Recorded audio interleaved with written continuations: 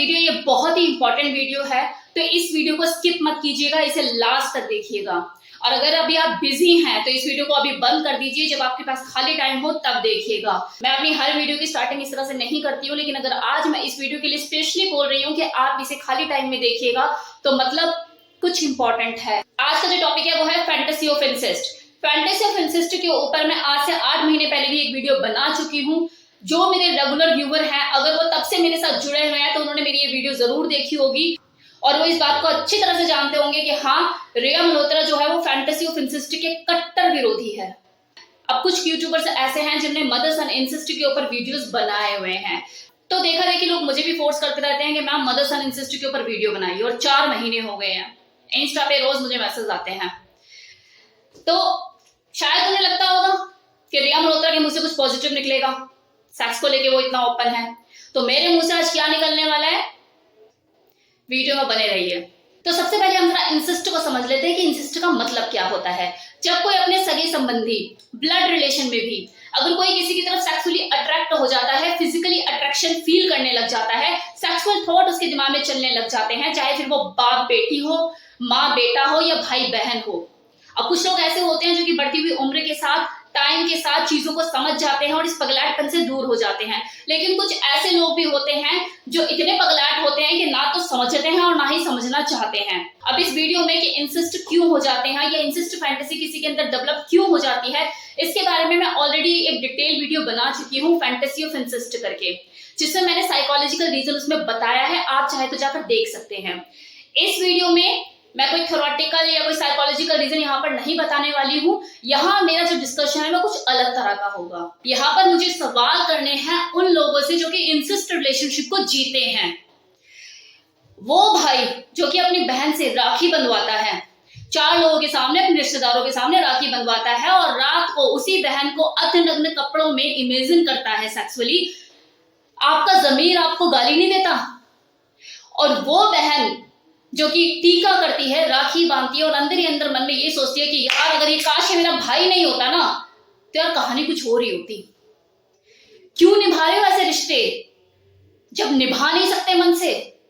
वो माँ जो लाचार होकर अपने बेटे से ही सेटिंग कर लेती है, रीजन चाहे कुछ भी हो, XYZ।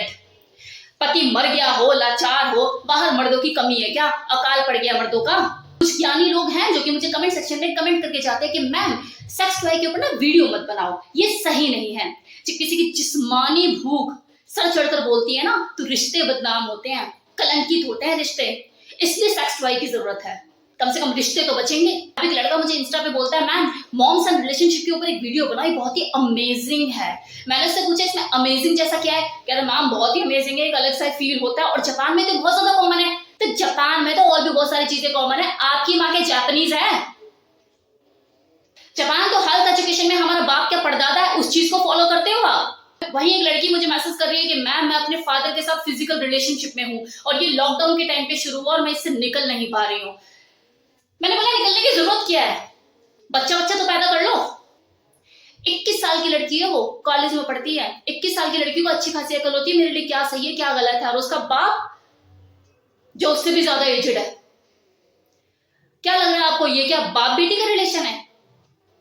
वो बाप उसका बाप नहीं है, वो एक आदमी है, और वो जो लड़की वो उसकी बेटी नहीं है, वो एक लड़की है। वो दोनों एक दूसरे में मेल फीमेल की रिक्वायरमेंट को पूरा कर रहे हैं और मुझे घिन आती है।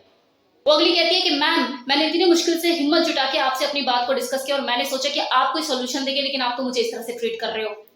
मतलब लोगों को ये लगता है कि रिया मल्होत्रा ओपनली सेक्स को लेके इस तरह से बातें करती है, सब चीजें करती है, तो उसे आल बला सब हजम है। तो मैं एक चीज बता दूं, मैंने हमेशा अपनी जिंदगी में वो काम किए जिसके लिए दुनिया इजाजत नहीं देती, जो दुनिया को गलत लगता है, लेकिन मैंने आज तक कभी वो काम नहीं किया जिसके लिए मेरा जमीर मुझे इजाजत नहीं देता। यार कोई तो रिश्ता छोड़ दो। मैं पूछती हूँ क्यों आप लोग अपनी जिंदगी नहीं जीते? क्यों अगर वाइफ के हिसाब से चीजें नहीं हो रही होती तो वो अंदर ही अंदर घुट्टी दबती रहती है? क्यों नहीं बोलती अपने हस्बैंड को? और चलो अगर हस्बैंड लाचार है, कोई चीजें नहीं कर सकता उस तरीके से, तो बाहर है ना ऑप्शन अवेलेबल, जी लो ना अपनी जिंदगी। क्यों अपने घर की खेती के फलने फूलने का इंतजार कर रहे हो? तब तो शर्म हया मार लेती है कि हाय ये क्या कहेगा, वो क्या कहेगा। और जब अंदर ही अंदर बवाल जमा रहता है, एकदम से विस्फोट होता है, तो आजू बाजू कुछ दिखता ही नहीं है, अपने घर के बच्चों पे टूट पड़ते हैं। कभी सोचा है कि एक ही गोत्र में शादी करने के लिए मना क्यों किया जाता है? हमारे जो ऋषि मुनि हैं उन्होंने ये व्यवस्था की कि एक ही गोत्र में शादी नहीं की जाएगी। इसके पीछे रीजन पता है क्या है? कि अगर आप एक ही गोत्र में शादी करते हो तो विसंगति पैदा होगी, मानसिक और शारीरिक रोग लगेंगे। सिगमंड फ्राइड, जो बहुत बड़े थिंकर हैं, उन्होंने इस चीज को बोला है कि मनुष्य के जीवन में सबसे पहला काम वासना का भाव अपनी माँ के लिए आता है और हिंसा का भाव सबसे पहले अपने पिता के लिए आता है। और इसीलिए प्रतिबंध लगाया गया कि अपने जन्मदाता मतलब अपने पिता की हत्या ना करना और अपनी माँ के साथ विवाह ना करना। और यही एक इंसान का सबसे बड़ा नैतिक और धार्मिक नियम है जिसे उसे पालन करना चाहिए। और वो ये भी कहते हैं कि अगर कोई अपने ब्लड रिलेशन में शादी करता है तो उससे पैदा होने वाला बच्चा बीमारियों का घर होगा और उसका मानसिक संतुलन ठीक नहीं रहेगा। इसलिए जब कोई इंसेस्ट रिलेशनशिप में पड़ता है तो वो मेंटली डिस्टर्ब रहने लग जाता है। वो कुछ टाइम का एंजॉयमेंट होता है लेकिन बाद में वो यहाँ मेंटली डिस्टर्ब करता है उसे, और उसे अंदर गिल्ट भावना आने लगती है, उसका मानसिक संतुलन खराब हो जाता है। इंसेस्ट रिलेशनशिप के देखो दो रूप होते हैं। एक तो वो जिसमें दो लोग अपने म्यूचुअल कंसर्न के साथ अंडरस्टैंडिंग बना के फिजिकल रिलेशनशिप में घुस जाते हैं, जैसे मैंने वो बाप बेटी का एग्जांपल दिया। लेकिन एक वो भी होता है जिसमें कोई एक बंदा किसी से सेक्सुअली अट्रैक्ट होता है, उसके लिए इंसेस्ट फीलिंग रखता है, लेकिन वो दूसरा नहीं रखता और वो अपनी काम वासना को अंजाम देने के लिए, अपनी हवस को पूरा करने के लिए उसके साथ माइंड गेम खेलता है, उसको प्लान करता है चीजों को ताकि उसका काम आसान हो सके। और ये दोनों ही चीजें सही नहीं है। पहला वाला जो मैंने एग्जांपल दिया जिसमें म्यूचुअल कंसर्न के साथ चीजें की जाती हैं वो एक बीमारी है, और जो दूसरा एग्जांपल मैंने आपको दिया वो एक सोची समझी साजिश है, एक क्राइम है। हमारे समाज में सेक्स को लेके भुखमरी छाई हुई है, इसलिए ये उल्टे सीधे काम होते हैं। Sex education in a right way बहुत जरूरी है, और ये सिर्फ अपकमिंग जनरेशन के लिए नहीं, हम जैसे लोगों के लिए भी और बूढ़ों के लिए भी, सबके लिए जरूरी है। जैसे खाना जरूरी है, पानी जरूरी है, सोना जरूरी है, इसी तरह से सेक्स एजुकेशन भी जरूरी है। वरना आने वाले टाइम में ना तो अपनी बेटी के लिए कोई जमाई ढूंढेगा और ना ही अपने बेटे के लिए कोई बहू ढूंढेगा। जरूरत ही नहीं होगी ना। कोई अगर इंसेस्ट फैंटेसी से ग्रसित है, इस दौर से गुजर रहा है और निकलना चाहता है इन चीजों से, तो देखो इसके लिए मेरा एक वीडियो है फैंटेसी ऑफ इंसेस्ट, जिसका लिंक मैंने डिस्क्रिप्शन बॉक्स में दे दिया है। आप जाकर वो वीडियो देख सकते हैं, सॉल्यूशन आपको वहां मिलेगा। Thank you so much for watching this video. आज कुछ ऐसा कोई एंटरटेनमेंट टाइप चीजें नहीं थी वीडियो में। Thank you so much.